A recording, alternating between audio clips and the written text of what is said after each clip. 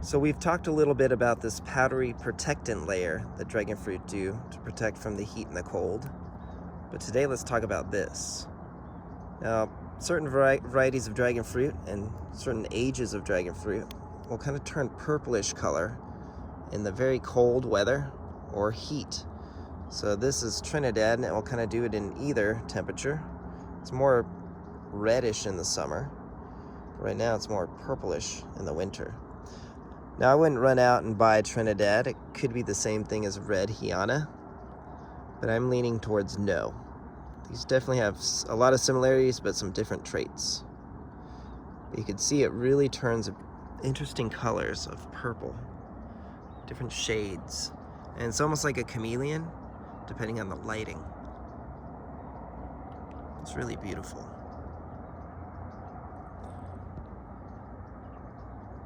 So let me go show you a few other varieties that have these purplish traits. Now this is the variety called red Jiana or red Jiana, and you can see it has very similar traits to that Trinidad I showed you. Its new young branches, beautiful purplish color during the winter, the cold weather. So we were at 41 degrees last night.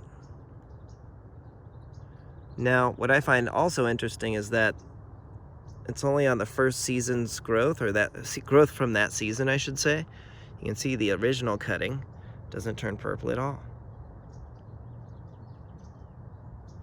You can also see Trinidad. That one does not turn purple, the older growth on it.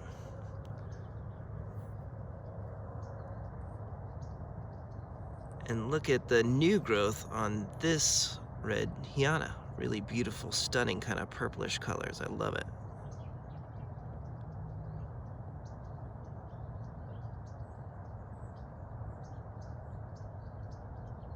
All right, let's go show you what's in the greenhouse.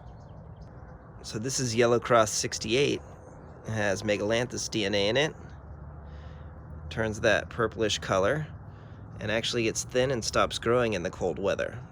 So this one has been really a slow grower for me, Yellow Cross 68. Compared to this one, this is the Puerto Rican native, or a Puerto Rican native, and you can see it's got purple but plenty of growth. Now this is Bloody Mary, so it has that purplish color as well. And it seems like hybrids definitely have a trait. This is a trait that carries over, it seems like. Here's my Assunta seedling tip graft.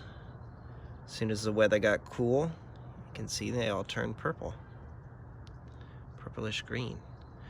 And then here's a sister seedling tip graft, a different one, and you can see this thing turned really purple. But it's still continuing to grow. And this is not concerning, it's just kind of a trait. All right, now look at this. They can't even turn. Here's an Orejona seedling. Hybrid. Almost turned like a raspberry color. It's very beautiful. Now, this one is a very interesting story I'll tell you another time. But it's basically a hybrid of a hybrid of a hybrid, I think. So the more you hybridize dragon fruit, this trait carries over. I mean, look, this thing is the most hybrid of my hybrids, I guess you could say. Little experiment, and it's almost solid purple. Still growing, but it's like a solid purple. I find that very interesting. See it? So this one gets the award for the most purple.